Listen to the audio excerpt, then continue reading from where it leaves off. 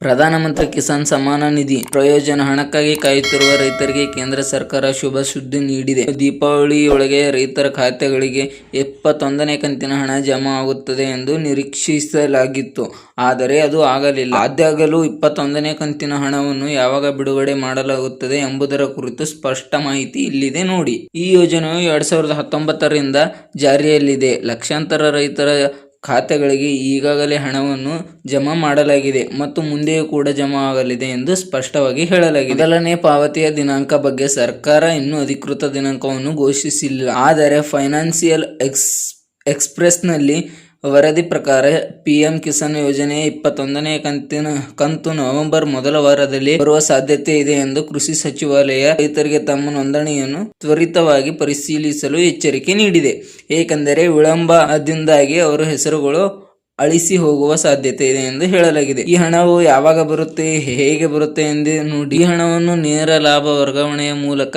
ರೈತರಿಗೆ ವರ್ಗಾಯಿಸಲಾಗುತ್ತದೆ. ಬ್ಯಾಂಕ್ ಖಾತೆಗಳು ನೀವು ಖಾತೆಗೆ ಹೋಗುತ್ತಿದ್ದರೆ ಇದಕ್ಕೆ ಆಧಾರ್ ಲಿಂಕ್ ಮಾಡುವ ಅಗತ್ಯವಿದೆ. ನಿಮ್ಮ ಖಾತೆಯನ್ನು ಆಧಾರ್‌ನೊಂದಿಗೆ ಲಿಂಕ್ ಮಾಡದಿದ್ದರೆ ಮತ್ತು ನಿಮ್ಮ ಮೊಬೈಲ್ ಸಂಖ್ಯೆಯನ್ನು ನವೀಕರಿಸದಿದ್ದರೆ ನಿಮ್ಮ ಖಾತೆಗೆ ಹಣವನ್ನು ಜಮಾ ಮಾಡುವಲ್ಲಿ ವಿಳಂಬವಾಗಬಹುದು. ಪೋರ್ಟಲ್‌ನಲ್ಲಿ ತಾಂತ್ರಿಕ ಸಮಸ್ಯೆಗಳು ಪರಿಹರಿಸಲು ಸರ್ಕಾರ ನಿಯಂತ್ರಿಸಲು ಕೆಲಸ ಮಾಡುತ್ತಿದೆ ಎಂದು ಸರ್ಕಾರ ಹೇಳುತ್ತಿದೆ. ಇಂತಹ ಒಟ್ಟು ಫಿಲ್ಟರ್ ನಂತರ ಕೇಂದ್ರ ಸರ್ಕಾರವು ಇಲ್ಲಿಯವರೆಗೆ 110 ಮಿಲಿಯನ್‌ಗಿಂತಲೂ ಹೆಚ್ಚು ರೈತರು ಯೋಜನೆಗೆ ನೋಂದಾಯಿಸಿಕೊಂಡಿದ್ದಾರೆ ಮತ್ತು 1.5 ಲಕ್ಷ ಕೋಟಿ ರೂಪಾಯಿಗಳಿಗಿಂತ ಹೆಚ್ಚು ಹಣವನ್ನು ವಿತರಿಸಲಾಗಿದೆ ಹೇಳಲಾಗಿದೆ.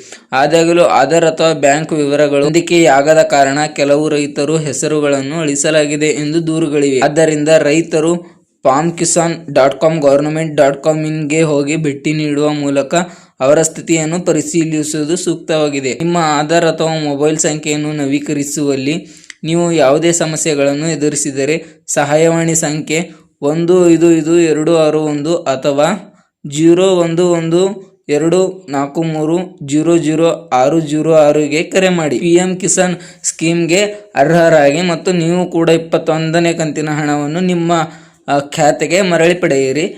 Thank you so much. ಈ ಥರದ ಹೆಚ್ಚಿನ ವಿಡಿಯೋಸ್ಗಳಿಗಾಗಿ ನಮ್ಮ ಚಾನೆಲ್ನ ಸಬ್ಸ್ಕ್ರೈಬ್ ಮಾಡ್ಕೊಳ್ಳಿ.